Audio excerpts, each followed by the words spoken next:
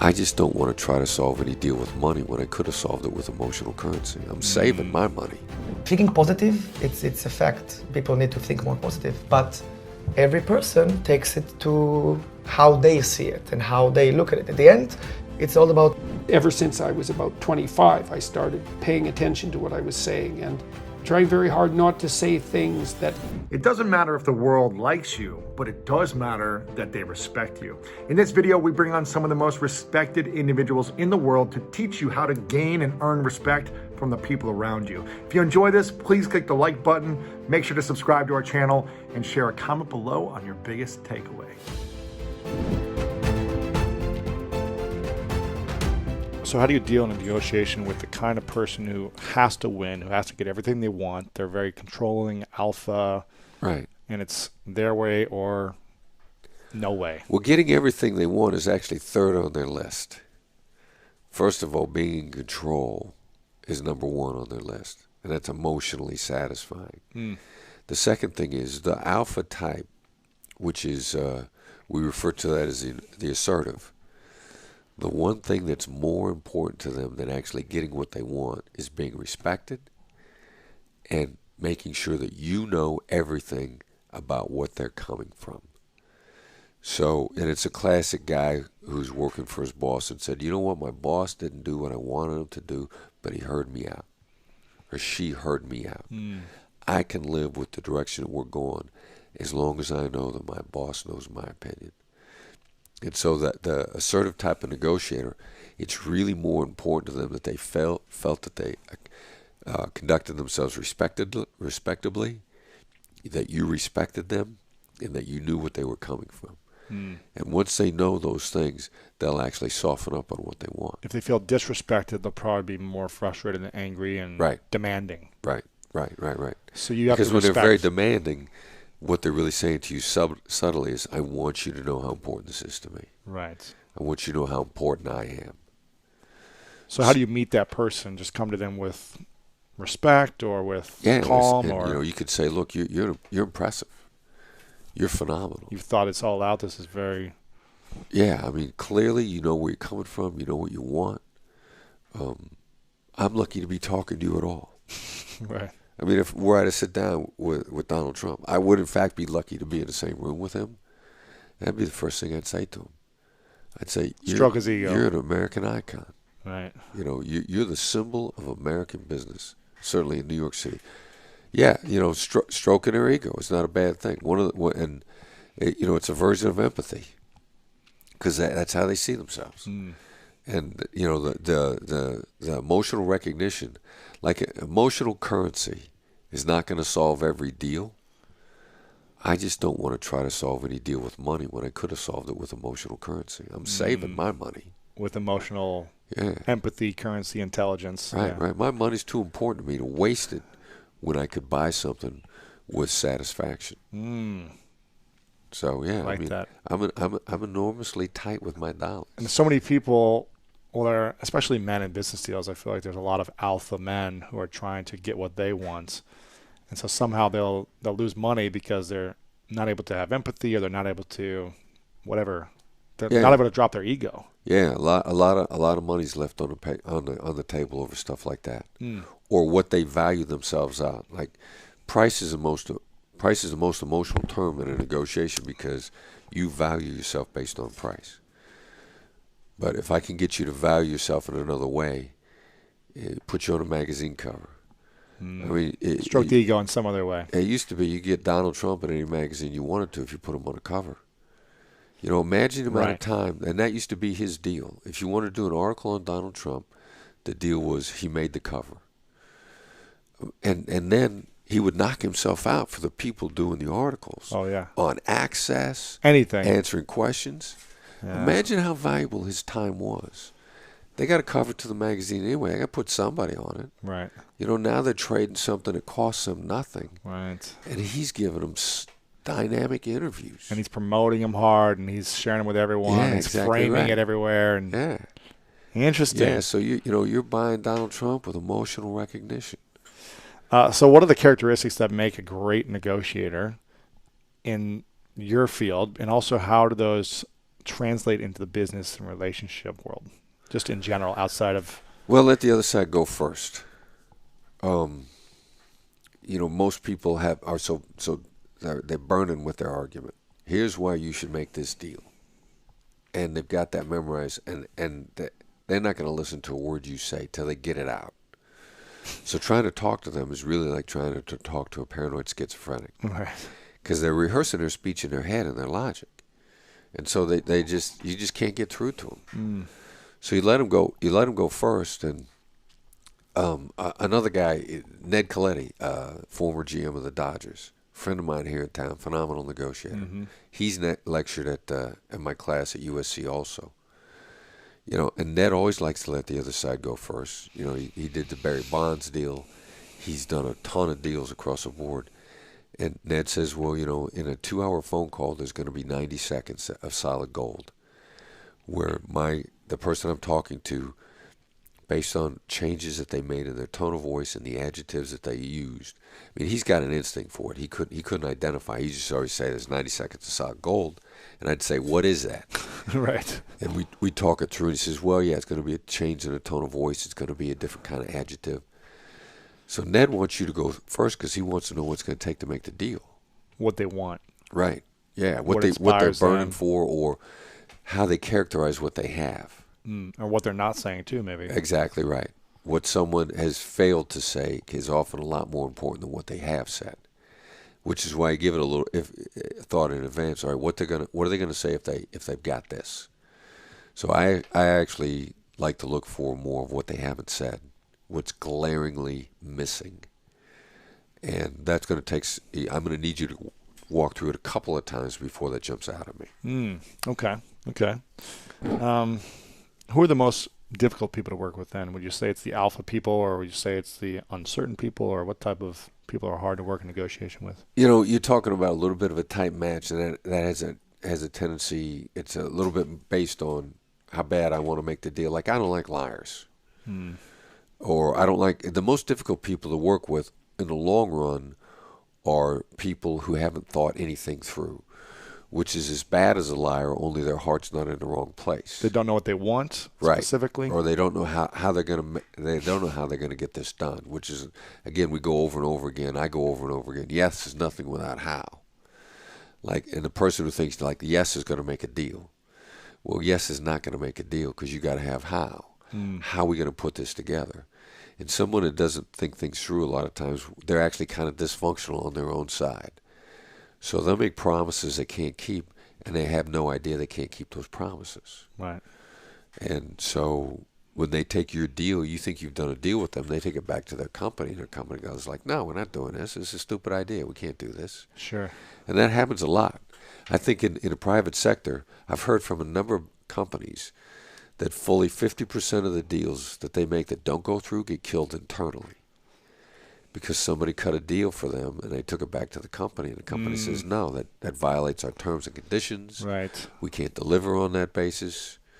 So you're dealing with someone who just has doesn't have a clue as to what's going on their side. Sure. There are a lot of people like that. When you're making a business deal, what do you recommend as the amount of time to consider the deal before saying, yes, let's do it? Here's the deal points. Here's what you want. Here's what I want. Okay, should we sign it right away? Should we give it 24 hours? Should we take it to our team? Should it be a week? What's like kind of a standard, you think? Unless you've got something in line ahead of time. The company name is the Black Swan Group because we believe there's black swans in every negotiation, which is something you didn't know, that as soon as you found out, it's going to change all the parameters. The deal. Gotcha. So you sit down at the table to find out the unknowns. Huh. And it's impossible to research all the unknowns. Plus, a lot of the unknowns, I'll find them a lot faster if I just ask you. Right. And I could research for 2 weeks something that I may be able to get you to tell me about in 10 minutes. For example, what do you mean, something you'd want to ask? I'm speaking to for a long-time client, and they have another firm that I've been affiliated with doing a different block. When I found out they were doing that block, I could subtly reach back through my network to find out what the competing / partnership firm of mine is, what they're charging, or I could just flat out ask them. Well, I need to get the information. A lot of information you got to get by not asking. You got to trigger it. The phrase "ask good questions," it's really get good information. And a lot of times you won't tell me stuff if I ask. But if I act like I already know, or if there are other ways, hostage negotiators trigger information without asking questions. And hostage negotiators get that information and make you feel good about giving it at the same time. So give me an example, either in a hostage or a business deal, what that kind of trigger could be. Well, it's going to be some sort of a statement. I might say, look, I'm sure my competing company's charging you twice as much as I am. Oh, and then they'll tell you the answer. They'll want to correct me. Oh, actually, no, it's the same, or actually you're getting a better deal. Never underestimate the other side's desire to correct you. Wow. Because it makes people feel powerful and smart. You're going to want to feel smarter than me. One of my clients is negotiating a deal for a commercial office building in South Carolina, and it's almost 100% occupancy. It's in a mixed-use historic area, so it means the building can't be knocked down, and nobody can build in it because it's an historic area. Mm-hmm. And so the building's basically impossible to replace, and it's 100% occupancy. It makes no sense to sell the building. So they're genuinely thinking, why is the seller selling? First of all, you can't ask why, because why makes people defensive. If I look at you and I say, why did you wear a black shirt? Your instant thought is going to be like, do I got to defend the black shirt? Why I'm doing it? Yeah. Yeah. So you need to find out why, but you can't ask why because it makes people defensive. Huh. So what would you ask there? Well, then again, you don't want to ask at all because if you're smarter, you change your whys to whats. And it's more likely they'll respond if you say, what's making the seller want to sell? So, what is causing them to do that? Mm-hmm. Not why are they selling? But instead, what my student did was he said, well, seems to me the seller's selling a cash cow because of a disbelief in the market fundamentals and the future of the building. No, let me correct you. This is why I'm doing it. Exactly. Huh. And the other side went like, no. They got a couple buildings that are underwater. Now, I can't imagine a real estate agent answering that question ever. I mean, this is highly confidential. All right. Proprietary information. My seller is desperate for money is what the answer was. But because it was a correction, and people love to correct, they'll correct you without thinking it through. It's an involuntary response, a desire to sound smarter than you and to be right and correct you, which is a burning desire in most people because it makes me feel smart and more powerful. And I'll seize every opportunity to feel smarter and more powerful you at the table.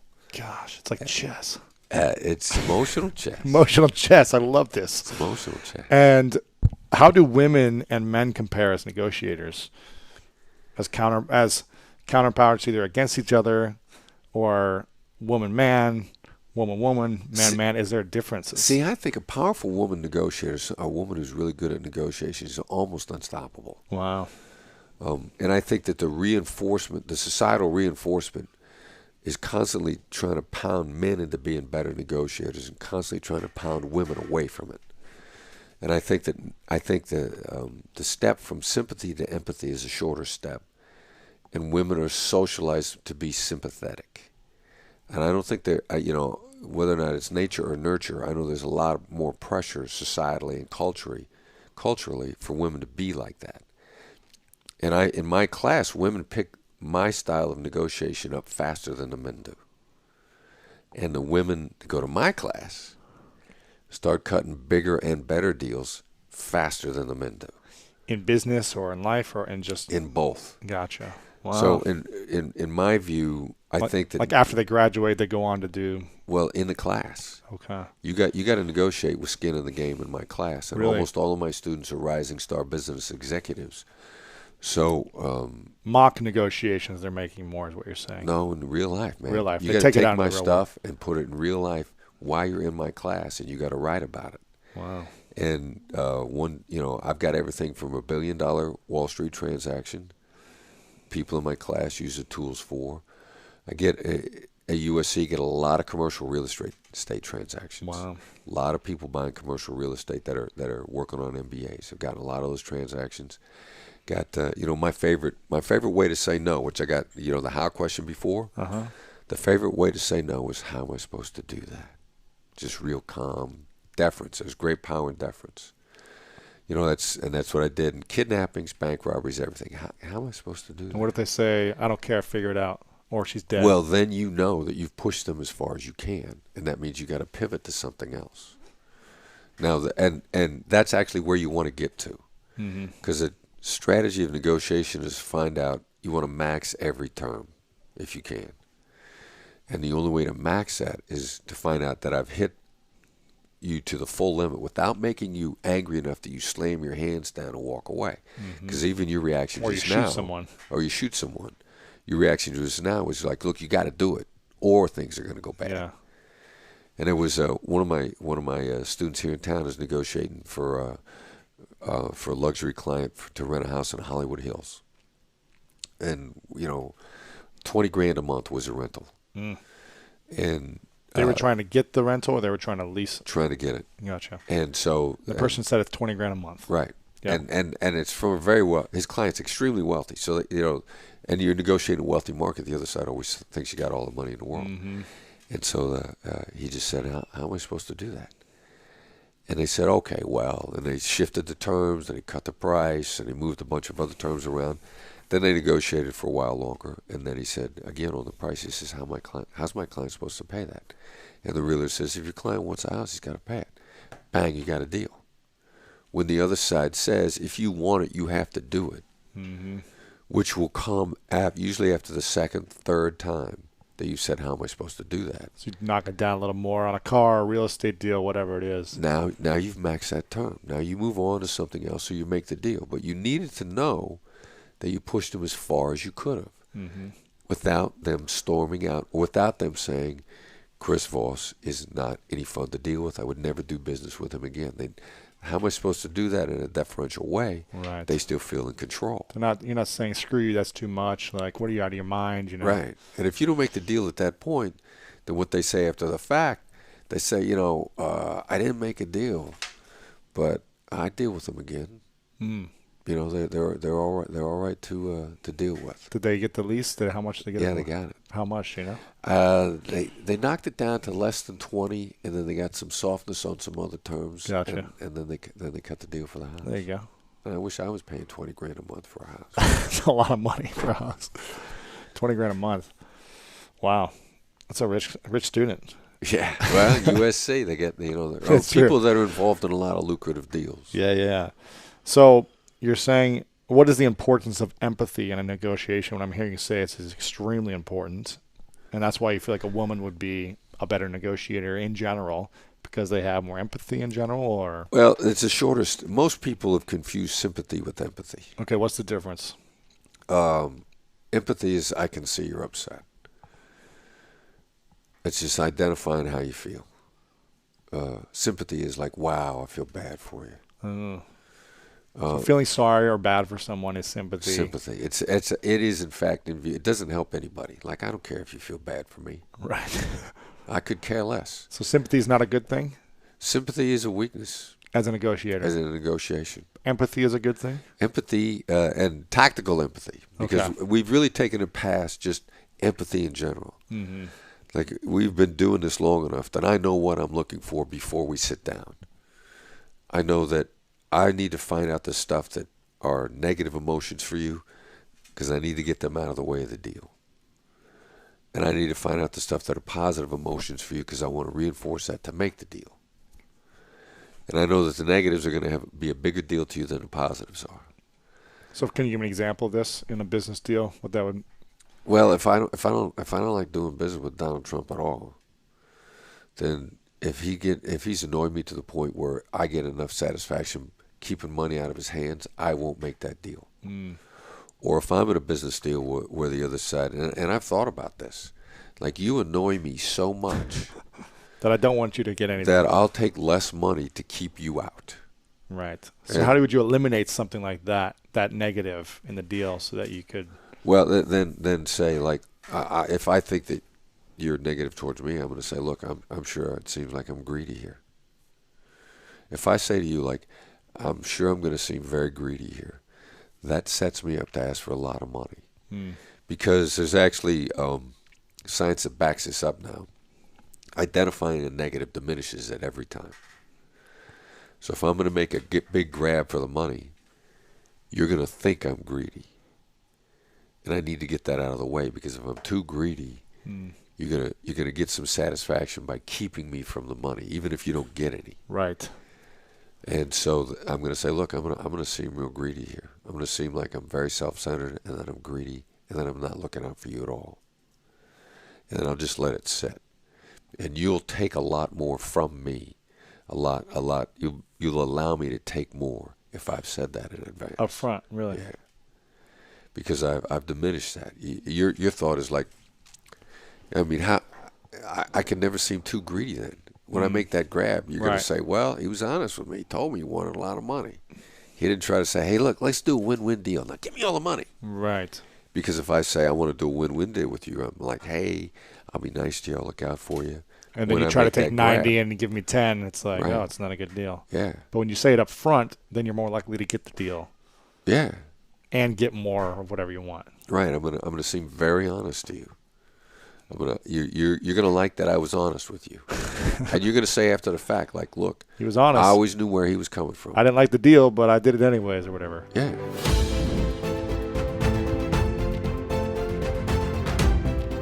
You don't win by checking off deal. It's about long-term relationships, and Yeah. playing the long game is how everyone should be thinking. It I should like be that. thinking never be closing. You know, it's never not about the So close. true. Yeah, it's about the long-term value of a I relationship. feel like that's all I've done, because at the beginning of my kind of journey, which was 10, 11 years ago, I didn't have anything to offer. I was broke and I had nothing to offer. And I remember being like, I could really get something from everyone right now. Yeah. But why would they give me something when I have no value to give them? Right. So I started saying, okay, how can I be the champion of everyone's network? Yeah. And just match them with someone that could really be beneficial to them. Yeah. If someone needed to hire a sales rep or a marketing person or whatever it was, I was just trying to find people for other people's needs. Yeah. And I just continued to add that value, and that became the value that I could add to people. And over time, they were like, how can I help you back? Like, this has been amazing for me. Like, you introduced me to this person, you helped me here. And I was just like, I don't need anything right now. Right. And I would always just kind of delay the ask Yeah. until I had a book or something really meaningful that I wanted to, I guess, close on. Yeah. But the more that I think we do what you say, which is Yeah. just like delay the ask Yeah. and don't try to close all the time, Yeah. and just how can you give and give and give? I think that's, So- you guys do a good job with that too. Yeah. Yeah. So what you hit on is that idea of generosity, which is sort of another idea there, being Yep. generous. Yep. And one of the habits is like habitually giving something away at every interaction, whether it's a piece of advice, it's a connection. You know, don't hold those connections, like give them away Give. freely. Yeah. It could be, you know, when you have something simple like a book or a story that you read that you like, send it to someone. You know, you don't just post it for everyone to read. You send it to someone on a one-on-one basis. And just think about just habitually giving things away. It pays off with compound interest. You don't know how, and you're not doing it so that one Yeah. day you're going to sell a grip load of books. Yeah. You know, you're doing it because it becomes a habit and becomes part of your character. And then, you know, you don't know how, but you know that that's going to turn into, you know, business success, personal growth. Right. And so that's another one of the sort of principles in the book.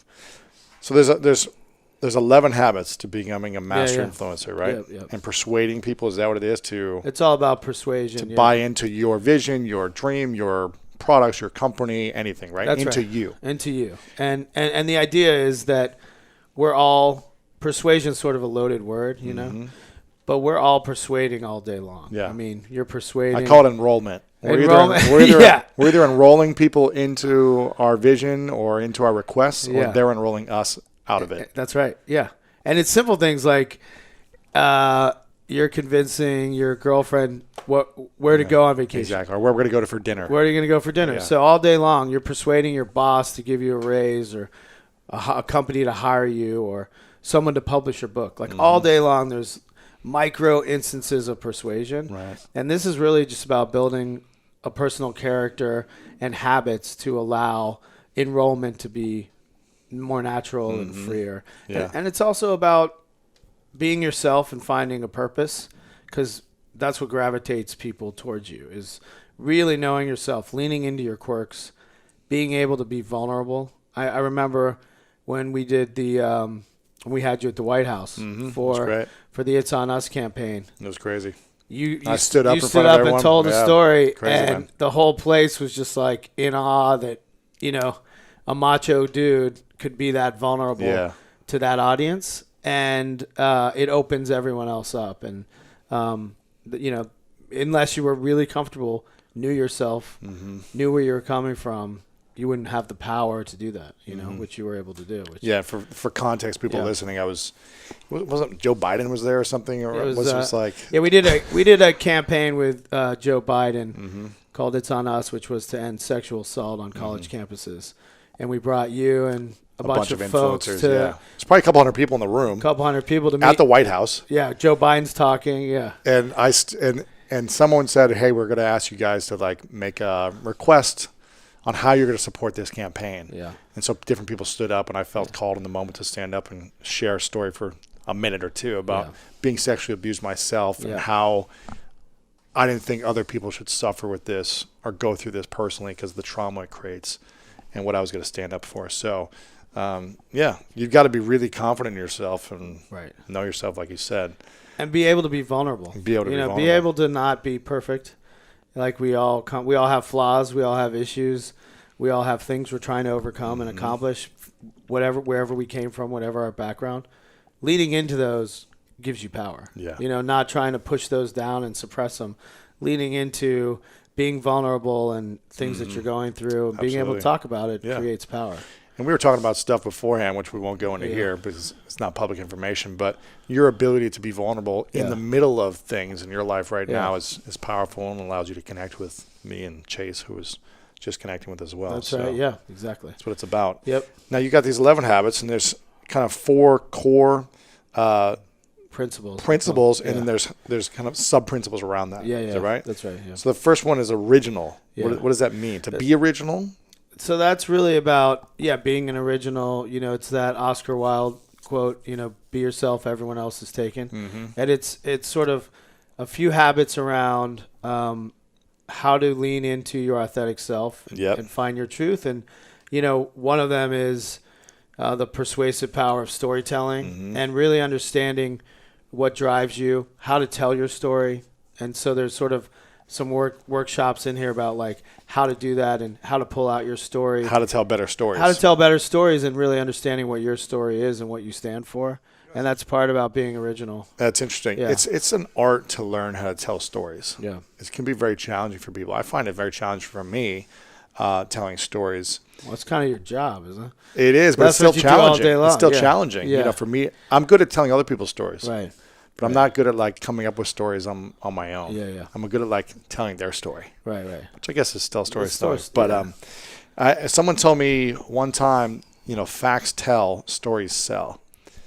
And so if you're a guy or a girl or a person who's got a lot of facts when you're talking to someone, it's not going to sell them or persuade them as much as if you tell a story. That's right. There's this, I go into it in the book, but there's a psychologist, Jonathan Haidt, who said, the mind is a story processor, not a logic processor. And it's really about that facts and arguments kind of go in one ear and out the other, like stats and numbers and data. It might be important, but stories really matter. When, Martin Luther King is talking about he has a dream, that one day his 4 children will be judged by the content of their character and not the color of their skin. He's telling a story. He's telling a dream. He's not talking about socioeconomic numbers and what this population has that this population doesn't have, or, the unfair balance. He's making a really big proclamation, and he's telling a story, a dream he had. And that's what we remember. That's the power of storytelling, to always think about it that way. Okay, you got the power of storytelling. Power of storytelling. You said never be closing. That's part of being original. Because a lot of people are always selling something, right? They're trying to get the sale as opposed to giving and adding value constantly. It's just transaction. A lot of people. Like check. And, when you're transaction-based, things come and go. And part of never be closing is also looking at when philosophy of like when you hear no, it's just no for now. It's not no, it's not over. Right. Like I mean, even in work, we'll have clients, we won't win the pitch. You stay in that relationship. Yeah, maybe 3-5 years later, they come back around. 6 months later, they come back around. 6 months. Yeah. They didn't have a good experience. And 5 years. Who knows? 5 years. I mean, Brendan just won a piece of business that we had pitched. He won it yesterday that we pitched 2 years ago. Really? Sort of stayed in touch with the client. All of a sudden, someone made a mistake, and he was right there. And there you go. They picked it up. So that's part of that philosophy is it's switching your viewpoint. And you say another habit is to turn and face the strange. What does that mean? So turn and face the strange is all about my idol David Bowie, and so I learned about this concept of being original really from David Bowie. And David Bowie, he was a musician, and when he started, his label wanted him to do folk songs like Bob Dylan, and he was David Robert Jones, and those albums like tanked. Yeah. Like no one heard of him. Music was like somebody else. It wasn't him. And so he quit, left the label, went to like a Buddhist monastery, studied mime of all things, strange dude. He started an experimental arts lab, came back, reincarnated as David Bowie, created these stories, Ziggy Stardust, The Thin White Duke, different albums, and leaned into his, he wasn't afraid to fly his freak flag. Was he man or woman? Was he homosexual, heterosexual? You didn't really know. But that was him. Was stirring things up and being himself. And now he became one of the best-selling artists of all time. Wow. By leaning into authenticity and what he stood for. And so that's why. Being strange. Whatever you're Turn and face the strange. Whatever your quirks are. Yeah. Lean into your quirks. Like, don't try to be what someone else wants you to be. Don't do what the label asks. Do what's inside of you. Well, the people that stand out and become more of who they are the ones that benefit the most in the future. Yeah. If you're just trying to be like everyone else or just trying to fit in a Blend certain in. way, you're not really making a mark on the world. You're not making a big impact. It's the ones that are willing to be strange and accepted. That's the key. Yeah. I love the show Glee for that reason. Yeah. It was like, I don't know if you ever watched Glee. I watched Glee, yeah. For me, it was one of my favorite shows. That's a It's good all show. about like the weirdos. I saw the Glee concert, dude. No way. I did. Dude, I saw the Glee concert. I'm jealous. Yeah, I saw the Glee concert. I didn't even know there was a concert. That would have I know. been amazing. All the cast was there. The cast performed. Yeah. Oh my god, I'm so Yeah, jealous. it was awesome. That's amazing. But those were all like the kind of the weird outcasts, I guess, of the school. But they're the ones that like when they finally accepted who they were. That's when they They shined. Exactly. So you've got to learn to accept who you are. Yeah. Even if it goes against everyone else, it should go against everyone else. That's right. But that's when you're going to shine the most. Yeah. You talk about being generous. This is another key principle in persuasion. Yeah. This is kind of like the old law of reciprocity. Like when you give, people feel inclined to want to give back. Yeah. So why do you say, give yourself away, the pull of positivity and just a little respect? So, well, they're all based on the same concept that you. So some of these habits you inherently have. You inherently had generosity as one of your habits. Yeah. And so you were connecting people when you didn't know where it would lead. That was just who you were. Other people that don't have that, they can learn that skill. These are all skills that you can practice and learn. Like anything else, they're muscles that you got to work out. And for me, generous is all about not expecting anything in return and just giving away. Respect is another form of being generous. And I cover a study in the book that Harvard Business School, they interviewed 20,000 employees, and the number one thing that they said made for good leadership was respect. It wasn't time off. It wasn't a raise or money or promotion. The number one driver was respect. And if you respect the people you interact with and work with, I mean, that's where the action is. You'll get more out of that You'll get that more group, out of that that. team. Yeah, if you respect them and see them as peers, that's what is going to level you up. Interesting. Yeah. I heard these stories about how Steve Jobs was disrespectful to a lot of his product developers, that he'd like throw the phone back in their face or whatever, talk bad about people. But maybe that's just one-off times. But maybe he also had a level of respect for them. some other way. Yeah, some other way. Or maybe he was that 1 in a million that was such a freaky genius. Or he had other habits that were you just followed him because you're like, I don't like this dude, but he's amazing. Yeah, he's amazing. He's amazing. He's got a vision, and he's putting it out there. And he's persuasive in other ways. Yeah. He was an original, though. He was an original, for sure. He was an original. Yeah. And, okay, so we got generous as one of the key habits. Give yourself away. The pull of positivity, what does that mean? So the pull of positivity is just simply there's a lot of different ways you can take persuasion. And that covers there's negative parts of persuasion, which are also really effective. Like fear-based persuasion? Fear-based persuasion. It's like my old football coach in high school or something. It was just like screamed at you. If you dropped the ball, you're like, Was that effective? It was not effective for me. It wasn't effective. I mean, in some ways it made me work hard, but it made me constantly stressed. And I don't think you want that out of the people around you. You don't want them to be feeling fearful and stressed by your level of persuasion. If you don't do this, then I'm going to scream at you more. Yeah, yeah. And so it just sort of studies like the impact of negative versus positive persuasion and how positive persuasion wins out in the long run. Yeah. You know, negative persuasion can certainly have its benefits and be effective. You see it in politics all the time. Yeah, it's crazy. I mean, that's all it is. Crazy. That's all it is. It's just like fear-based attacks. Yeah. There was a 1964 Lyndon Johnson ad. It was sort of one of the first like campaign ads like that that was called Daisy, and it shows a girl in a field picking daisies, and then a nuclear bomb goes off.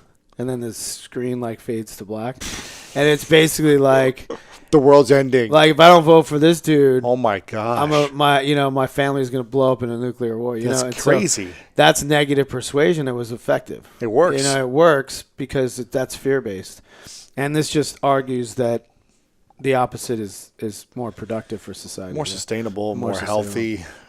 Gosh, yeah. Politics. It seems like. It's gotten a lot worse, right? People win based on those fear-based tactics. They do, yeah. I mean... But I feel like Obama won based on positivity. He did. And an image, an ideal of something greater. That is why he won, right? Yeah. He broke through because he wasn't going to get down to that level. And, I mean, look how... From there to where we are... It's crazy, right? The pendulum has swung, like, so far. Maybe it's always... Now swinging. It's like bully name calling. It's crazy. Yeah, I know. It doesn't seem productive, but that's just me. Yeah. So you got the be original, you got the generous, this giving mentality when we give of our time, of our energy, of our listening, of our respect. It doesn't have to be constantly giving gifts. No. It can be just our connection. It can be generous with our listening.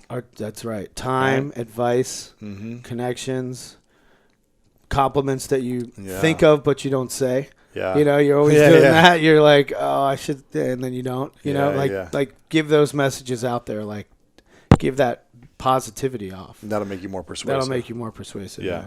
And then empathetic. Why is empathetic such a key to persuasion and being influential? So really, that the basis of that is about the idea that we are all connected and related. Human beings are. Mm-hmm. We're the universe's only storytellers. We all share 99.9% of the same DNA. But yet, that being said, the world is like seems crazy. Super fractured. And so that's really just trying to understand your audience, and there's sort of habits on how to do that. And not, my dad doesn't have the same beliefs, so we're like complete opposites. You still share so much in common, and it's understanding shared values. We all at the end of the day want the same things, and so safety, love, connection, intimacy, human connection. Yeah, those are sort of the drivers. And how do you understand how to look for those and don't shut people down? Try to be a little bit more open and be empathetic. And did you ever doubt yourself in terms of your ability and your research and your studies? Did you ever say to yourself, like, man, if I can't, figure this out, then all of my work is for nothing? Well, no, I never thought it was for nothing, but I certainly doubted whether or not we were going to be able to figure this out. Really? Yeah. And Well, if you thought, and at that time you're extremely educated, research. You'd seen a lot. Did that give you a fear of like, well, if I can't figure this out, then no one can? Of course. Well, her prognosis was multiple early joint replacements, and that was the good news, because the bad news is, well, how many? And how many can you stand? And when does that kill you? So her real prognosis was plenty of pain with an early death. Because even now, like the surgeon who talked to her yesterday said, well, because he talked to her about the risk of amputation in the future. It's like, well, this is the second joint revision. It's like, maybe this will last 15 years. We don't know what the hell's going to happen then. Well, so our response to that is, that's 15 years from now. It's like, who knows? Deal with it then. Well, things are better now for how people understand how to replace an ankle than they were, I think it was 10 years ago that she had this one replaced. And it helped. It wasn't perfect. Her hip is perfect. The ankle has always been trouble, but way less trouble than it was. And so, well, you struggle forward the best you can. And so I suppose she could adapt to an amputation if that was necessary, but at the moment it isn't necessary. But multiple amputations is not something to really be looking forward to when you're 16. And they were going to put her on corticosteroids to control her inflammation, and that would have produced Cushing's disease, and so that makes your face all puffy and it makes you gain weight, and so it's very physically disfiguring. So we decided not to go down that route. And but it's worked out. Thank God. It's quite the miracle. And she had a baby a year ago, and we were never sure that was going to happen. So congrats. Thank you. Congrats to you. Yes, that's for sure. So now we have this respite where she's healthy. And the last time I saw her, she was looking great. Like she just glowing. She's so healthy. I can't believe it. It's just beyond belief. Congrats on all the hard work you've done to make it a possibility.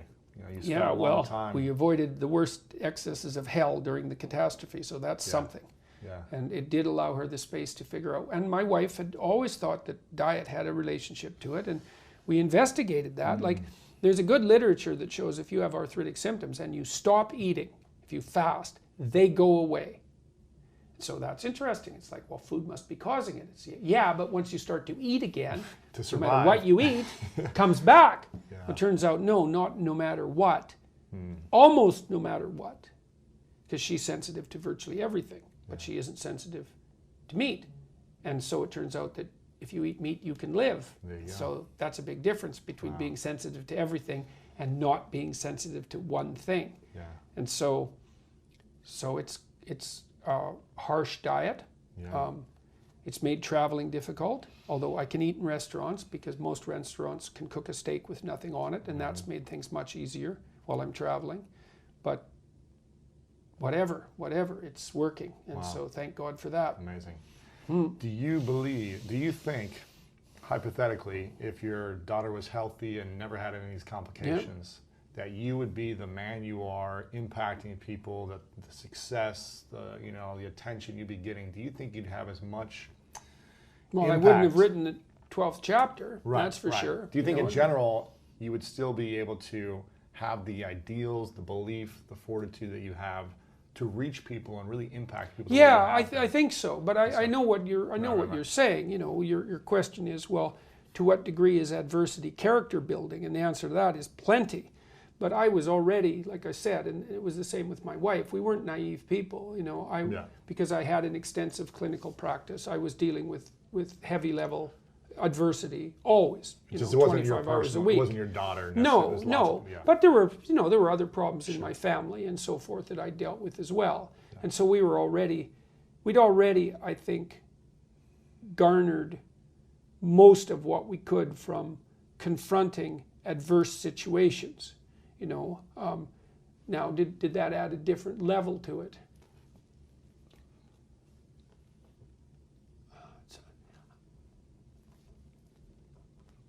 It probably fire tested our relationship, our familial. It probably brought our family closer together, all things considered.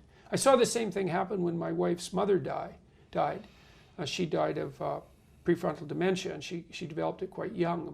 It started to really manifest itself in her early 50s, and she died when she was 70. And she fell apart over 18 years, and she was very physically healthy.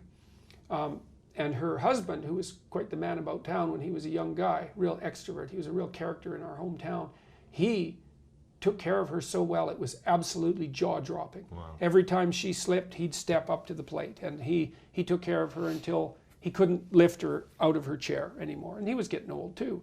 And so she wasn't in an old age home for very long. And then we were around when she died, over the couple of days just before her death. And her family, her sister is a palliative care nurse, her other sister's a pharmacist, and Tammy's had the experiences that I already described. And then her father really stepped up to the plate. So the whole family gathered around for that. And they acted impeccably throughout it, I would say. They took care of their mother very carefully while she was dying. And they pulled together. And one of the consequences of that, which was so interesting, is that although their mother died, and that was a terrible loss, their bonds that connected them, all of them, strengthened to the point where I would say that was almost compensation for the loss of their mother. So that was really interesting to see what happens even in a dire circumstance if people do what they can. Now, I'm not saying that that's going to work for every situation, because I know people get cut off at the knees, and sometimes you hit a tragedy that's fatal, that you cannot rectify. It's a real catastrophe. But it was very interesting watching that, because they were alert and awake around the deathbed, and they weren't fighting with each other at all. There was no familial squabbling, because you can imagine that would happen, because everyone's stressed. And then you can just imagine how terrible that would make something that's already awful. There was none of that. They focused their attention on her. They gave her water when she needed it, and they watched her, and they made this terrible thing the least amount of awful it could be. And it definitely pulled them together. Yeah. Like that whole family, including me, is closer because of what they went through and also how they went through it. And it's probably the case, well, I would say it definitely advanced the maturity of my son, because he was called, and I told him, look, kid, you can't add anything to this. We're up to here. Yeah. You have to conduct yourself properly, because otherwise everything's going to shake and fall. We can't have more of this. You can't bring anything unnecessary into this. And he was an all-star. It was remarkable, champion. Man. And he was only in grade 10 when most of this happened. And your friends are pretty damn important when you're in grade 10. And he stuck around a lot to be helpful. So yeah, it was really good for him, man. Yeah, well, he's a good character. He's amazing. He's quite something. And he was very helpful. He was very helpful to his sister. They had their fights, obviously, while she was often unreasonable, and no bloody wonder. When you're strung out and you can't feel anything but pain. Yeah, God, she went through so much. Like even watching her withdraw from the opiates, because she was on them for about a year and a half. She just quit. Hey, well, as soon as she was done her surgery, it's like, I'm not taking these anymore. And she had formication, which is the sensation of ants crawling under your skin. She had that for like a month, and God, unbelievable. She just sailed through it. It's like, I'm done with these. Wow. Yeah. You guys have been through a lot. Yeah, it was a lot, man. What's your biggest fear now, moving forward in your own life? Oh, making a mistake at the moment, because I've been the subject of so much public attention in the last 2 years, and I've been in a situation where, well, even things I didn't say have also almost been fatal, because people take them out of context. Right.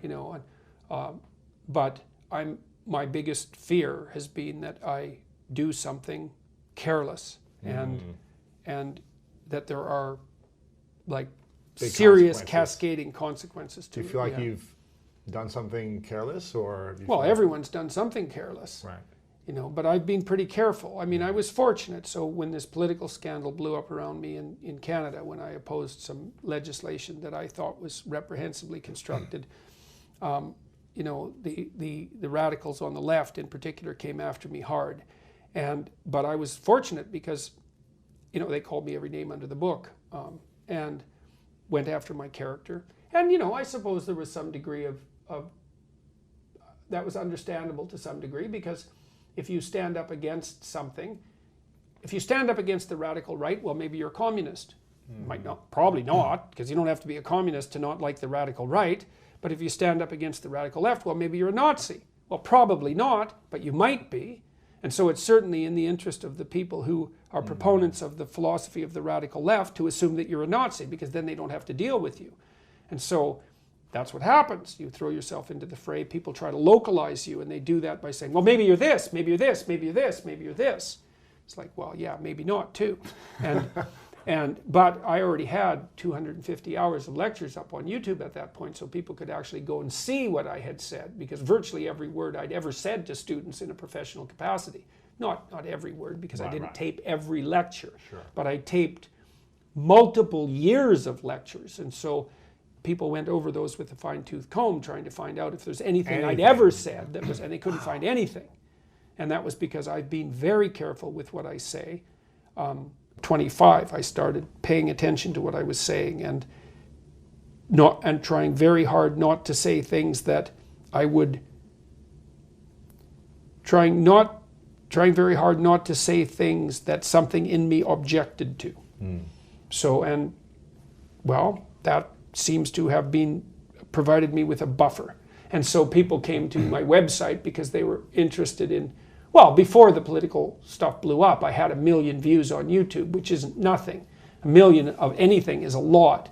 But then when the political scandals started to break, then people came for them but stayed for the content. And so, and that's been really useful. Well, it's been, well, and it's not that surprising. Well, you know, because of what you do, it's like there's a great hunger for information that is practical and useful and that helps people find meaning in their lives and orient themselves. There's a great hunger for that. And most of my lectures were derived from solid psychology, some of it experimental, some of it biological, some of it from the domains of neuroscience, a lot of it from great clinicians. It's not surprising that people find it helpful because, well, great clinicians were great because they were really helpful. And so to distill that and to offer it to people in a digestible form, to have that have a good effect on them, well, that's what you'd expect. That's what the whole discipline is about.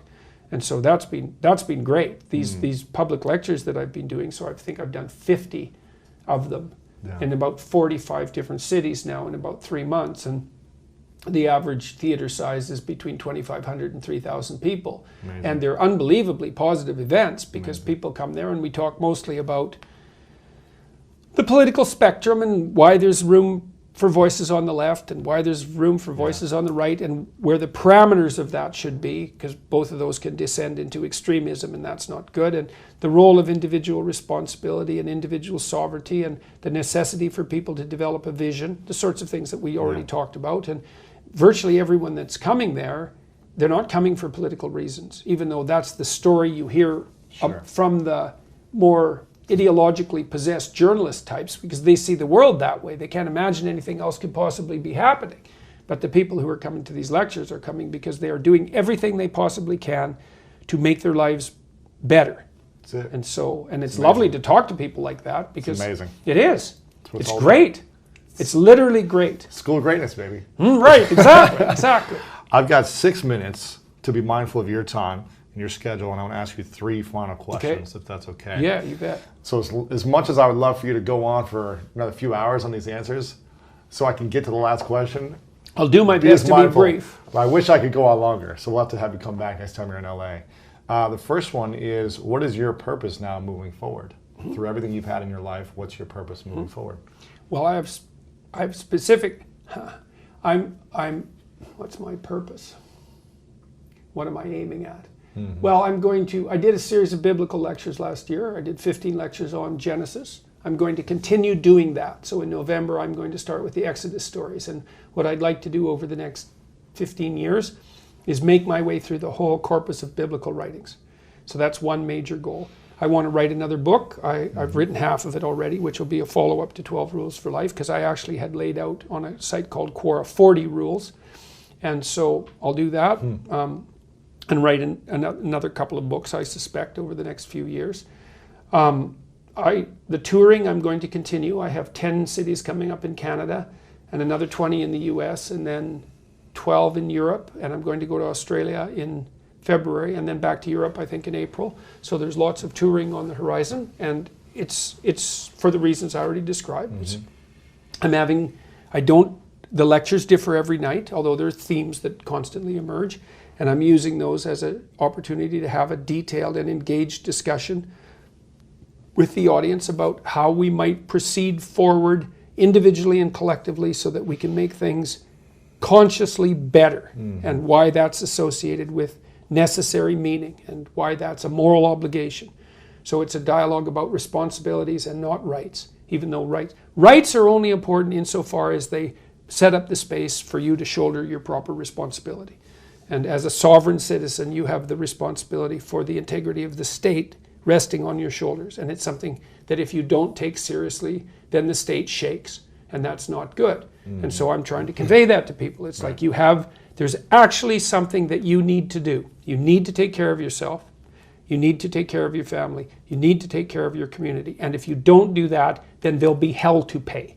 And it's on you, right? Each of us. And it's hard for people to grasp that. Well, they don't want to, first of all, maybe because they don't want the responsibility. But then they don't get any meaning. Then they suffer. Then they get bitter. That's not good. So it's like, which of these are you going to pick? But it's also salutary to people because it's useful for everyone to know that if you don't live up to your potential, that you leave a hole in the fabric of being. And it's filled by something approximating hell. And unless that's what you want, then you shouldn't be doing that. And so, and it's perfectly possible to have a serious discussion with 3,000 people about this, and they're right on board with it all the way. And so that's really something amazing to behold. And one of the things I've realized is, although these new technologies, the technologies you're using, enable these long-form discussions, turns out that people are smarter than we thought.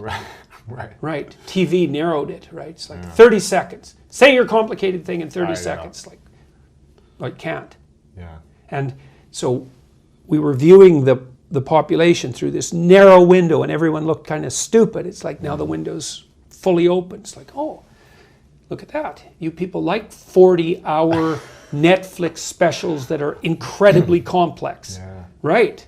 And you like 3-hour Joe Rogan discussions that are complicated. You'll follow the whole thing. It's like, oh, good, we're smarter than we thought. Thank God for that, because we better be.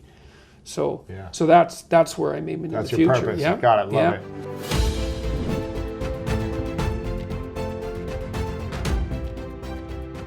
When I tell you, for example, don't think of a pink elephant. You immediately think about it. And all the viewers right now are thinking of a pink elephant. So it's the same thing. When you watch the number 4, you can't think of 3. You can't think of 5. And I know it's like a poker tell. When you look at it, I know what's a 4. I know what's a 3. I know what's a 2. During the years, You've practiced it enough. It's all about, it's like playing a piano. You know, everybody can learn to play a piano, but not everybody will be Mozart. So I mastered the whole concept of understanding how people think. Now, if it's a 1 through 6, it'd be easier than 1 through 100. So is it same principle? Just going to be more sensitive. What? So if I was a 1 through 100 dice. So for example, in my show, I have an act where I have someone holds a coin in one of the hands, and I guess which hand is the coin every time, and it makes the audience laugh because I talk about body language. But somewhere inside their mind, they're saying, okay, it's a 50-50 chance. So and then I bring 30 people on stage, and now you have 1 to 60, and one of them is holding the coin. And now it's much more difficult, but I'm looking at them and I point to a person, and that person usually holds the coin. So it's the same concept. Before we start shooting, we talked about magician versus mentalist. And I thought about what to tell you about that. When you watch a magician show, you are amazed, you're blown away. Just like here, you're, oh my God, how did it happen? How did you know it? What's going on? But somewhere deep inside your mind that he didn't kill the girl, saw her in half, and then brought her back, right? And you know that when she levitated, it's not something from quantum physics, defying gravity thing. There's a trick. You don't know what is a trick, but it's not real. Right. It's an illusion. When you watch a mentalist show, there's another factor of belief, because you will ask yourself, is it real? Is it true? Not true? Is it a magnetic dice? Magnetic dice. Can you do it with my dice? Right. The answer is yes, but there's lots of more aspects than just wondering. So there's an element of belief. There's an element of it's similar a little bit to same thing that happens in our brain when we talk about religious, when someone believes in God or not believe in God. You go out and you ask yourself, is it real or is it not real? It's not just a trick. So that's the main issue between a mentalist and a magician. Wow. And there's not many mentalists. There's not many. How many are there that are in world class in your mind? Not a lot. I mean, I think there's like less than 10 very good ones. Very good ones. Who's someone that you're inspired by? There's we talk about Darren. Darren is He's amazing. Amazing from England. I've got another Israeli, Chaim Goldenberg from Canada, who's a good friend of mine. There's two in Israel, which are very good. I mean, there's Uri Geller started the whole concept. You know the name? No. Uri Geller in the 70s, Israeli. He took the concept, the first one, who took it to the stage. He used to bend spoons with the mind. So every time you think of spoon bend, you have something about that's him. He was the one who did it. He became huge all over the world. He was a personal friend of Michael Jackson and John Lennon, and he was consulting them. He used to find oil. That's what, according to what he says, of course, to find oil with his mind, help companies, advise companies. He was the first one who started the whole concept of taking the power of the mind, bringing to the stage and entertainment. And what I did with it, because I was always very funny, and I always like to make fun and entertain people.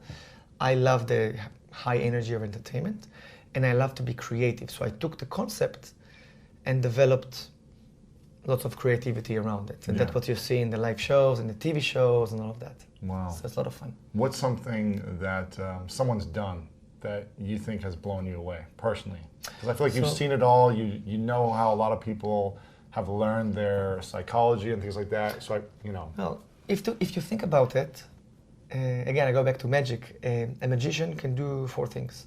Any magician. He can make something appear from nowhere, or disappear, or transpose, or levitate. That's it. That's like in lots of different ways. Exactly. So that's like 4 pillars. Now with what I do, same 4 pillars. I can read something, I can influence something, or guess something. It's more like a reading.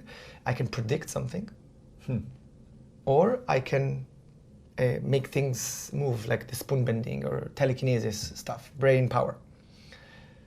On that, you build a story, different story. It's like you talk about motivational speaking, okay? Thinking positive, it's a fact. People need to think more positive, but every person takes it to how they see it and how they look at it. At the end, it's all about mindfulness and getting yourself into the right position. But same thing here. There's 4 elements, and I build the story, the crazy story around, and I give you, in the middle of the story, I give you traps, and I give you ideas, and I give you, I think I know how we did that, and then something coming to the block. So it's a show, it's a live show, it's to entertain people. And when I see, and this is the truth, when I see people wondering, and here's an interesting thing that I don't think nobody talked about it. What is a sense of wonder? What is it? What do you think is a wonder? What is when wonder? When someone is wondering. They're curious. But if you wish, so you left, you went like, oh my God. Some people will cry. Some people will go like this, and some people will just, And there's we know. Emotion, Exactly. Laughter, it's universal. This is laughter. Right. Sadness, it's the opposite.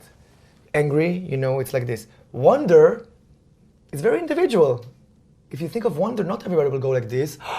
Not everyone. Some people will go like this. Some people will be like shocked. Once I had a show and nobody clapped their hands at the end, and I felt sorry. I said, "No, you don't understand. They were too shocked." Oh wow! So I had to reprogram the show to get to applause. So it's very interesting when you think about it. And when I see the audience wondering, becoming children again, that's amazing.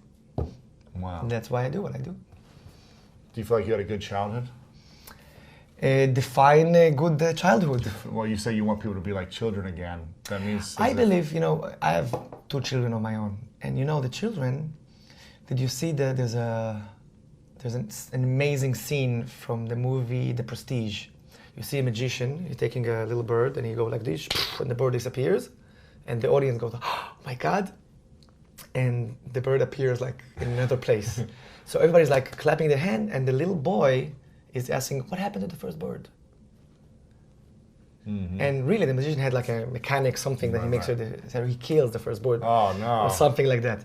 But children has a sense of wonder. You know, they touch the iron because they're curious, and then they get the burn, and they you know, I see my kid is doing something from Lego, and he's like, oh, look what I've done, look what I've done. It's amazing. They have this. When we grow up, we start to lose this. You go into the box, you know, you have your work, and you know, everything in the news, and we start to lose this amazing feeling. Of wonder. Of wonder. And I'm here to get back. And you see, and you know, I don't want to name dropping, but you know some of the people that I perform for. Doesn't matter who you are. You can be known, unknown, rich, poor. Everybody's like leveled, and they have the sense of wonder, which is amazing. Wow. It's a wonderful feeling. How old are your kids? Or 4 and 2. and do you perform mentalism on them? It's hard because mentalism is very. Sometimes it's not visual. It's not like magic visual. Sometimes it's very intellectual. You know, something you think about later. You think about, so it's hard to express it. But you know, working on that. You're working out with them a little bit because you're not like voila, like there's something in front of you. Yeah. Exactly. It's not an act. Exactly. That's why when I do a big show, even if I do a show for 3,000 people, the stage and the screens, the production will be modest because it's not going to be explosions and stuff like that. Smoke and everything, yeah. There's a little, of course, lighting, and we have screens, and we have cameras because it's all about the interaction. But it's not going to be like, you know, fireworks and stuff like that because it's all about what's happening there. It's not about how big it is. It's about how emotional it is. How important is storytelling in mentalism? That's everything, huh? That's everything. That's everything. How did you learn how to tell better stories? I didn't. You know, I just, you know, it's. I'll tell you a little story. I think it was like 10 years ago, I did a show, and the guy came to me and told me, I have a show for a company, for a Swatch group in Switzerland, the Swatch brand. Mm-hmm. And I have all the retailers. Do you think it's amazing? You think you can do something connected to the watch? And then I was like, it's like, ding, I have an idea. And then started infotainment. Infotainment, which is creating this stuff. I said, okay, so I know how to guess things for dice. What if it wasn't a dice? What if it was different messages of a company? And you look at something and say, oh, you're looking at how important is the connection with the workers. And then I find myself talking about the messages, conveying the messages, but in a way that people remembers it. Right. So for Swatch, I took 10 people on stage. I told them to, one of the acts, hold your hand above your watch, count to 3, and I actually stopped all their watches. Stopped completely from working. You didn't touch the watches. I told them that I was going like this to them, the watches stopped. But you didn't touch the watches. The audience goes wild, never touch the watch. The audience goes wild. Wow. One lady from those 10 people said, my watch is still working. And I started to act like, no way, what's going on, what's going on? No, it didn't stop. And I was, let me see. And I was going like, oh, you have this watch. And that was like a moment because, and then I said, what do you have? And I talked about all the other brands that I could stop, but I could not stop the Swatch. That's powerful. And the message was, I can't do it. That's brilliant. And it was a metaphor. Of course, by the way, I could stop any of the watches. I just made it look like I acted as I did. Right. And I saw the owner of Mr. Hayek is the owner of, he passed away, but back then he was like, because you had 700 people who sell his watches, and now we wanted to say how good is the watch. Wow. So then I found myself flying for lots of corporations, Fortune 500 companies, cybersecurity. For IBM, I did a competition, who is smarter, me or Watson? Mm-hmm. You know, the artificial intelligence. Right. For Google, we did something, who is faster in searching, the master mentalist or Google, you know. So I create this, and I think this works on a principle that if I ask you, what were you wearing 3 weeks ago on Monday, you know? Nobody knows. Don't know. But if I ask you, what did you do on the day of September 11 when the plane hits the Twin. You remember exactly what you did. Yeah. Can you remember what I was doing? I know. No, but I remember what I was doing. Yeah. And why do you remember it? Because it was an emotional impact. Yeah. Bad, negative one. You remember also the good things. Absolutely. So when I'm standing in front of a company and I create this sense of wonder, mind tricks, call it whatever you want, and people are like blown away, but this is connected to the messages of the new product. You're holding the new cybersecurity product that prevents hackers, and while you're holding it, I can't read your mind.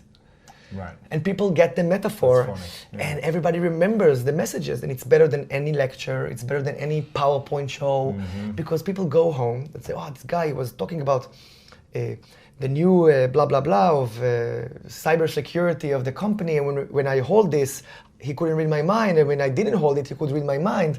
So it talks about Right. this. What's the riskiest thing you've ever done that you actually, because usually you know like it's gonna work, I'm assuming. Like you know you're gonna influence or They used to have a unpack. time where one of the acts in the show, I used to have like a Russian roulette. I used to have four knives. Four right. bases and The one bag or knife, something. like that with the bags. That's scary. I used to play with staple guns. That one of them is loaded, all the rest is not loaded. You mix it up, and then I find it, and then I took it to the next step. I don't find it, you find it. So you take it, and I take it, and I go like this, and I my click it. I gosh. did it in a television show in Israel. It was crazy, and then. With time, I felt, I don't think it's for me. It's not about if I'm right or wrong. If I'm wrong, it's very not for me, but because this is not, it's very authentic, it might go wrong. And when I do a live show, I just came back from Miami, it was a 2 hours live show. Things got wrong. Really? Yes, but the audience are not aware. It's part of the story. It's like, part of the story. Let's try something else. I'll get back to it later. There was a guy who, in the middle of the show, he was like a heckler. He said, "What's the name of my kindergarten teacher?" Or "What's the name of my friend?" It happens, and I was like, I stopped the show, and I was like, I started to tell jokes about him interrupting me, and I said, "I'm sorry, the show is going to be extended." And I went to him, but at the end of the show, I wrote the name of his kindergarten teacher. Really? Mrs. Robinson, it was. Remember, it was crazy, and everybody's like blown away because I have anchors. I know I'm first act, second act, third act, but in between, Stuff can go. I go crazy. But people don't remember the failures necessarily because you've always tied it around at the end. And by the way, this is, it's like philosophical psychology. Okay, let's say that you're holding, I'm just inventing something. You're holding a bill and you ask me to guess the serial number. Okay, and I go, okay, 3, 5, 6, 9, 9, 9, whatever, and it's completely correct. And the audience applauds. Let's say that I do it and I have a mistake in one digit. What's better? One digit out of the 10 or 8 digits. I don't know. I'm pretty impressed if someone pulls it out and you get all the 10 digits. But in a show, I think that if I have a mistake, It tells like you're. it's credible. I'm human. I'm like you guys. You get. Got it. There's an act. You're not perfect. Exactly. Because then something's got to be off. Exactly. There's some magic behind here. Exactly. I don't believe you don't know this person. Exactly. Sometimes there's an act that I tell someone to draw something. We're standing back to back, and we draw the exact same thing, and it's really spectacular. It's really cool. Sometimes I get the picture so good that I'm doing a little off on purpose. Really? Yeah. So he did a house and a tree and a sun. So I do a house and a tree, but I reverse it. I do It's pretty close. Yeah. very, very close, and I think it's Wow. stronger. I think it's It's stronger. a little bit not a perfect match. Yes. I'm like a magician that you can't go a little bit. It has to gotta be be exactly, because if not, she's not levitating. If it's not, it has to be. So on purpose, you'll mess it up. Yeah, I won't mess it up. I go close Right. because I think it shows credibility to the audience. But you really have the exact image in your mind. Sometimes, and sometimes not, And sometimes I will not know it, and I will play on it in a different way, and I'll go from a different direction, or. You'll come back to something else with them and tie it in somehow. Before we continue this video, make sure to subscribe below and turn on the notification bell right now so you don't miss out on these great videos every single day.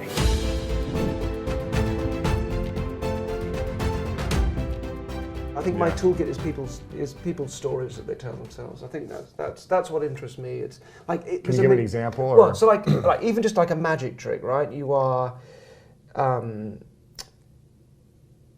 when you might watch a card trick and you go, you know, he had me pick a card and then he put the card back in the deck and it disappeared and then it was in my pocket. That's impossible. Now that is a story you're telling yourself, and you're going from point A to point B to point C. But of course, there's like also 8.1, 8.2. You know, but what the magician's doing is just encouraging you to edit the story in such a way that normally all the sleight of hand happens right in front of you, but you don't pay attention because it doesn't seem important. And then the bits that do seem important are the bits that later are going to join up to form the story, right? And they're a little. Like when I used to do a lot of this kind of magic, and like a thing I'd always say is, so let's say you got like a deck of cards at the beginning that is in a special order, so you can't shuffle them, but there's a point halfway through the trick where they can shuffle them.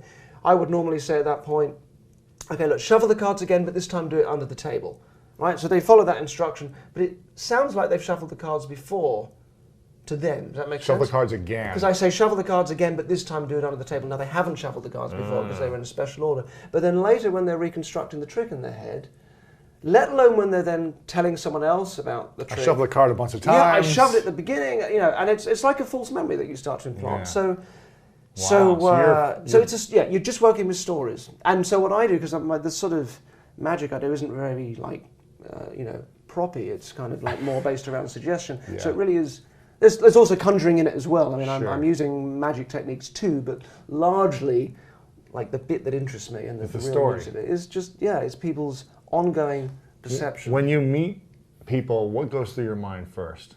Not trying to ask you like about me, but just in general, like what goes through your mind when you see someone? Are you always thinking of like, I wonder if there's a way I could tell them a different story to like create an aha moment, or I'm just curious about this individual, or are you just kind of not thinking anything? And No, do you know what so there's the work that I do is very sort of controlling. Like I seem to be able to control people's minds or control people's actions, or whatever. I actually think that's a terrible way of living. I'm a big believer in the Stoic idea that there's like all the things you can control and then the things you can't control. If you try to start controlling things that you can't, you're just gonna get frustrated and angry and anxious, right? Mm-hmm. But the only things you can control are your thoughts and your actions, and that is it. That is it. So you have this choice. You try and control all this other stuff, or you could just decide that it's fine, that everything else is fine. And the thing is, it always is. It always is. And if you let that thought of, so like, your partner is driving you mad because essentially they handle stress badly and they're putting it all on your head, or whatever that is. And it's sort of like you're in charge of how much you maybe do try and help them, or how kindly you can meet them. But essentially, if they handle stress badly and they're having a bad time, like you can emotionally separate a little and go, that's okay, it's okay. And in that sort of clarity that comes with that, then you can actually be like a better partner and be a better help, as opposed to making it all about you and turning it into a huge big thing that you don't need to do. So there are grey areas, but essentially, it's like, I'm sure sport is the same. So if you go into, I don't know, tennis, you go into a game of tennis, if you try and control the thing you can't control, which is the outcome. So if you go in thinking, I must win this game, then what happens? You start to lose, you become anxious, you don't play as well. Whereas you can go in thinking, I will play as best as I possibly can, the best of my abilities. And I'm not going to react and be negative, and I'm going to control my actions. It's just a different story. So you're in your thought, you're on this side of the line, and of course you play better. You do actually play better, so the results tend to be better. But you're just trying to keep it on the right side of the line. So there are kind of, like matters of social injustice that you think, well, that's not fine, that needs changing. Well, fine, but then just emotionally commit yourself to doing your absolute utmost to change that thing, not to an outcome that this may not be the time. That may be like, it's going to be years after you've done your efforts that's going to change. But you'll do a better job because you'll be less bitter, you'll be less frustrated, you know. So what I'm saying is, in life, I'm like, you know, the least controlling person. Actually, what I think is more important is to have an easy relationship with fate, fortune. You know, the Greeks they really believed in this thing called fortune, that, you know, so imagine a graph, right? And I love this image, and it comes up. I read a book on happiness, and I just found this a recurring image from the ancient Greeks onwards. So imagine you've got like an X, your X-axis and your Y-axis, right? And is it that way or is it that way? I can never remember. But so along one axis you've got, say the Y-axis is your aims, the things you want to do, the things you want to achieve, right? So that's like that axis. This axis down here is just stuff. It's fortune. It's stuff that life throws back at you. It's stuff you can't control. What we are told again and again and again is, if you believe in yourself enough and if you set your goals clearly enough, you can sort of, the life you lead, this line will be kind of up here somewhere, really in line with what your goals are. And I mean, that can work sometimes, and that's great when it does. But what you're not then respecting is the stuff that just happens that you don't have under your control. So what happens is, like, if people, like, we call people losers now, right? Like, they've lost, whereas we used to call them unfortunates. There was a slightly more sympathetic approach to when things don't go right in people's lives. So what I think is important is that actually what we live is an X equals Y line, right? We try and do certain things, and we try and pull the line a bit up here, and then life pulls back a little bit. And you can either let that drive you mad, or you can just let that settle in as a kind of, that's what life is, right? That's what life is, which is whether you make your peace with that or not. Are you like a dog that's pulling at the lead and like this all the time, or are you kind of trotting along a bit more harmoniously with it? So this, I think this is a really big thing. And that same idea comes up. Do you know Michael Csikszentmihalyi, who wrote Flow? Yes. So he studied amazing. Athletes, musicians, surfers, artists, musicians, chess players, anyone that had like a Zen state, like a state of flow where they felt, this is the best version of me and I'm achieving the most. And what he saw was that they're in this X equals Y line of, you imagine like you've got your skills on this side, you've got the challenges you're facing on this side. When your skills roughly match your challenges, you settle into this flow state, right? You lose any sense of like time and those things, regardless of what the skill is. Like a lot of people experience this. Anything, you're like all that just go. Yeah, you're just in the zone. You're in the zone, right? If your skills are greater than the challenges, you kind of get bored. If the challenges are greater than your skills, you get anxious. But there is this X equals Y line. Schopenhauer, like great 18th, 19th century German philosopher, said, you know, I guess it's so relevant today when we're just told believe in yourself and set your goals. Like, if you're playing a game of chess, if you start out with a plan, but if you just stick to that plan all your life, if you just stick to that plan for the game, it's nonsense, because like someone else is playing, so you have to adjust, right? So again, you've kind of got this idea of moving harm. Freud, who started, you know, psychoanalysis, he wasn't trying to make people happy. He figured life is pretty much unhappy a lot of the time. Suffering, yeah. Yeah, so he said, I want to restore what he called natural unhappiness, as opposed to unnatural unhappiness that people have. Natural but unhappiness. Just natural unhappiness, he called it. And none of this sounds it's like kind being of... in the UK, yeah. No. Like living with our weather in the UK and our teeth. But and it doesn't sound kind of like, you don't sell a lot of books with those kind of, it's a sort of pessimism, it's like a strategic pessimism, it's been called, you know. But I think actually it's a little bit of that is valuable, because otherwise it's like the faith healer that says, if you don't continue to feel better, it's your fault. You've let yourself down because you didn't have enough faith. And if you swap out faith for self-belief, like, I don't know if you're a fan of, like, you know, The Secret, but it's the same model. Yeah. And it says quite explicitly, if these things don't come to you, it's your fault. It's your fault. It is your fault because you let go of that self-belief. And it's a recipe, I think, for anxiety and disaster. Do you face a lot of anxiety in your life? I don't. No, I don't particularly. I have the opposite problem that You're too relaxed. I'm so good at avoiding anxiety. How do you avoid it?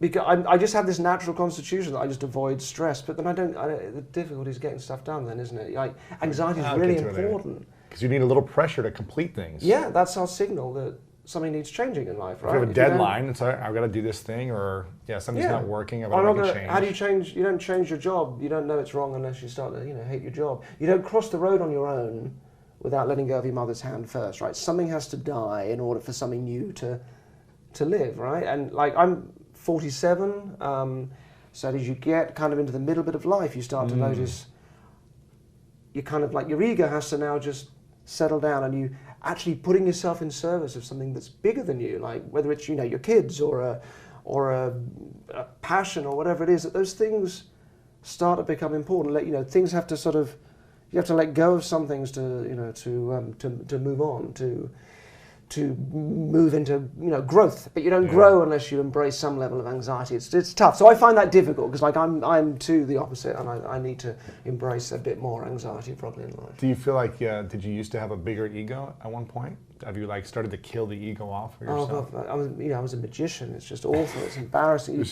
Trying to please people or trying to trying to impress. It's just terrible because the bottom line of magic is look at me, aren't I impressive? That's it. That's all it has to say. It is the quickest, most fraudulent route to impressing people. Mm-hmm. And there's wonderful magicians, and I love great magic, of course, but there's a lot of grown-up lonely children in that world because you learn to show somebody something that is a cheat, might be actually really easy, and they go, you're amazing, and that's quite an addictive cycle. So I think I've hopefully let go of some of that, but I know I was unbearable. Like, I couldn't. Why did you have a conversation without doing tricks? Really? Yeah. Because you just wanted because you wanted that. It was like a drug. It just felt like it always felt good. It was that hit. Yeah, and we don't like people that are trying to be impressive, and that was such an obvious truth that I just hadn't quite realised. We like people that are kind, and we like people that are nice to be around. Good listeners, and not always trying to get all the attention or whatever, right? Exactly, yeah. And interestingly, we don't like people that necessarily like us, because we always try and be like people we try and be like people we admire to get them to like us. So we instinctively try and be like them, and actually, it's not really what we necessarily are drawn to in people, I don't think. Why were you so into magic or learning about all this stuff in the first place? I remember hearing a little bit about. I was a really insecure, kid who needed to impress and feel solid. I saw a hypnotist in my first year at university, and I was studying law, right? I was supposed to be a lawyer, and I saw this guy, and it just ticked all these boxes. It was performance. I'd never really thought of myself as performing, but I think that I needed that. And the control side of it was it was a great show. It wasn't making people look stupid or anything, but it was nonetheless, a bit of me was like all the kids that I found intimidating at school, those kind of sporty guys. You'd have terrified me. Big guys. Yeah, they're now they're the ones that tend to respond really well to this kind of stuff. So now I'm in control. It was all that kind of stuff. It was and hopefully I've grown out of some of that at least. But that's why you got into it in the first place, from insecurities, and it was like. Absolutely, yeah. Wow. When did you realize that you had a gift for this? Because were you just all of a sudden funny and interesting and a great storyteller in the first few months, or did you bomb a lot and get embarrassed even more? And it isn't a gift, I don't think. I think it's like if you have that insecure thing or whatever that makes you start playing the piano, right? Probably not everyone's going to play the piano, but anybody could in theory. You just got to put in thousands of hours, 10,000 hours, whatever the figure is today. But not everyone's going to do that. So it clicked for me, and it was a slow process. I remember one weird seminal moment. I was the guy at university that would hypnotize you, right? That was my thing. So people would come over, and I was learning hypnosis, so I'd sort of practice it on people. So were you practicing every day, just all the time? Yeah, all the time. So, and I would leave, if they were good, if they responded well, I'd leave them with this suggestion: if you come back and I click my fingers and tell you to go to sleep, you'll go straight back into the sleep state, right? And if people are highly suggestible, that will work with them.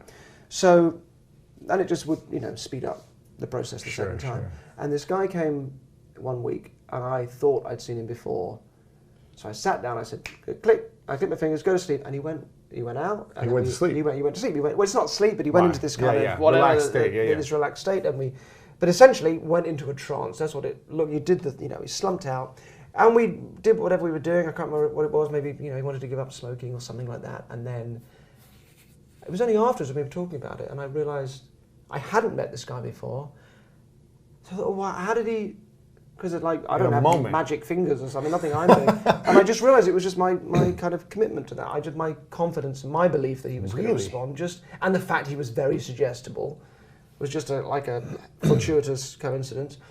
And that was a moment of going, right, the key to this is not these like long scripts that I've been learning, and it's not really the technique as such, it's just something about that person's ongoing experience in the moment, which I am kind of, it's up to me to manage that. And if so now on stage I get people up and I shake hands with them and they collapse out on the floor, hypnotized, in inverted commas, whatever that means. You know, there's a whole other discussion as to what it is, but I know that moment of stepping up on stage is bewildering, and there's suddenly an audience, and they're there's desperate. Lights, and they're like, and they just boom. all that, and desperate for direction, desperate for clear instruction, which is like a gift if you're a hypnotist, because then you know that whatever you say will just unconsciously, Wow. So someone tried to hypnotize me once, and I was like, I want to be hypnotized. I was like, you were too enthusiastic. Well, I was like, first off, I was like, I never want to be hypnotized, and I'd watch it and things like that. Yeah. Well, this was back in the day. Yeah. And then I met a guy who was like hypnotist, and he was like, well, I'd love to like show you and guide you if you want. I was like, all right, I'll try it. I'm open to it. Like, I just don't know if it's gonna work. And he's like, well, you need to come into the space that it is going to work. That's what he said to me. He was like, I want you to, you want it to be this. This is something you want. Like, we're gonna work on it, whatever. And he did the whole like arm pull thing or whatever, and it just wasn't working. Like, and I was trying to. He was pulling your arm. Well, it was just like a quick that's like a stage technique. Yeah, it was just like a little, I don't know, like a little pull where you. Careful, that was really. Oh, sorry, I squeezed you. Don't Don't break the hand. Yeah. And but at the same point, I was like, okay, I'll just like try to like go along with it and really just try to more relax in like the process and just try to like be relaxing, breathe and relax. And he took me through like a visualization of like becoming your greatest self. He actually put me through an actually nice process because I love the power of visualization. I've been doing it as an athlete since as long as I can remember. Sure. And I believe in the suggestion, the story we tell ourselves. The projection, I would say, this is how I'm going to show up tomorrow at the game. And I'd walk myself through every move, every play, every whatever it may be, and see myself performing well. And I'd also be putting years of hard work to back it. So it wasn't just like, I'm going to do great with no work. But reaffirming that belief.